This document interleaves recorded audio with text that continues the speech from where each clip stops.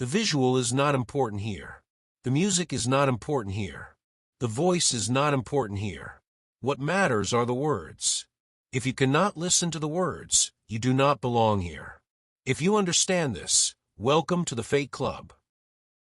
There comes a moment that does not announce itself with clarity or force, a moment that arrives quietly, almost apologetically, where the inner mechanism that once demanded correctness begins to lose tension, not because it was defeated or argued against, but because it slowly exhausts its own relevance, as if the system that kept it alive can no longer justify the energy it consumes. For a long time, being right functioned as a stabilizing structure, a way to anchor identity inside a shifting environment, a way to ensure position, safety, and continuity within social and psychological hierarchies that rewarded sharp edges, quick reactions, and clearly defined oppositions. Correctness was not about truth as much as it was about orientation, about knowing where one stood in relation to others, about maintaining a sense of solidity in a world that constantly asked for alignment, opinion, defense, and explanation. Over time, this need hardened into reflex, appearing automatically in conversations, internal dialogues, and even in silence, shaping perception before conscious thought had the chance to intervene, turning experience into material that needed to be evaluated, sorted, and resolved. Yet something begins to shift when the environment that once validated this reflex no longer provides the same feedback, when arguments end without satisfaction, when winning produces no internal reward, and when the aftermath of being correct feels strangely empty, as if the conclusion arrived without meaning attached to it. This is not confusion, nor is it resignation, but a subtle recalibration, where the nervous system recognizes that the cost of constant positioning now outweighs the benefit, and where maintaining the posture of certainty demands more effort than the organism is willing to invest. The end of needing to be right does not arrive as insight, but as fatigue, a quiet biological signal that indicates the old strategy no longer serves survival in the same way it once did, not because it was flawed, but because the conditions that required it have changed. As this shift unfolds, reactions slow, not out of discipline or restraint, but because the impulse to correct, to counter, to assert begins to dissolve before it can fully form, leaving behind a pause that feels unfamiliar yet oddly natural. In this pause, reality is no longer immediately converted into a position to defend, and perception starts to operate without the urgency to conclude, allowing experiences to pass through without demanding interpretation or judgment. What once felt like weakness, the absence of response, gradually reveals itself as a different mode of processing, one that prioritizes coherence over dominance and internal stability over external validation. The identity that was once reinforced by being correct begins to loosen its grip, not collapsing dramatically, but thinning out, becoming less rigid, less invested in maintaining sharp boundaries between self and other, right and wrong, correct and incorrect. This thinning is often misinterpreted as loss, as if something essential were disappearing. But what actually dissolves is not intelligence or discernment, but the compulsion to turn every interaction into a test of position. As the need to be right fades, attention shifts away from outcomes and toward process, away from conclusions and toward observation, creating space where experience can exist without being immediately captured by narrative. This space is quiet, not because nothing happens within it, but because it no longer amplifies conflict, comparison, or urgency, allowing the internal environment to settle into a slower, more economical rhythm. Time itself begins to feel different here, less linear and less demanding, as if the constant pressure to keep up, to respond, to assert, loosens its hold, revealing a broader temporal field where moments are no longer stacked against each other in competition.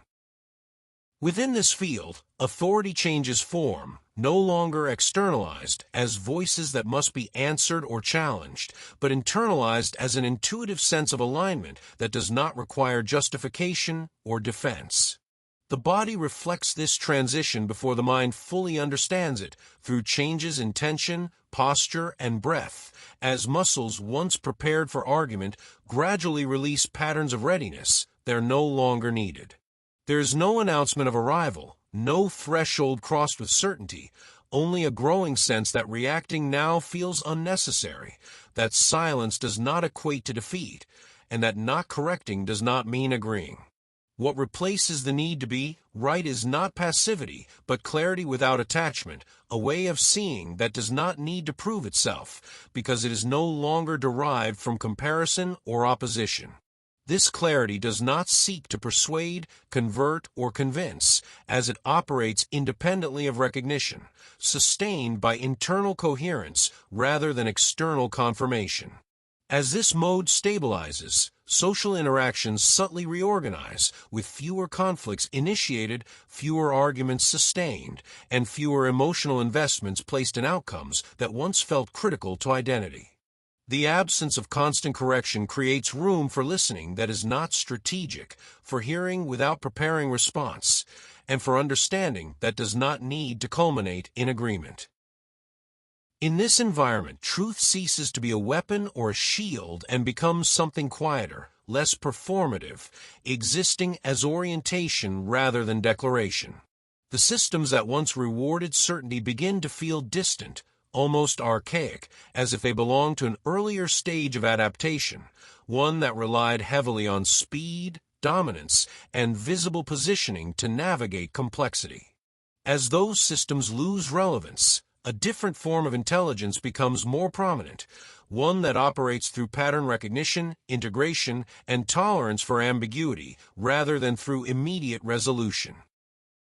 This intelligence does not rush to closure because it recognizes that most processes unfold over time, and that forcing conclusions often distorts rather than clarifies reality.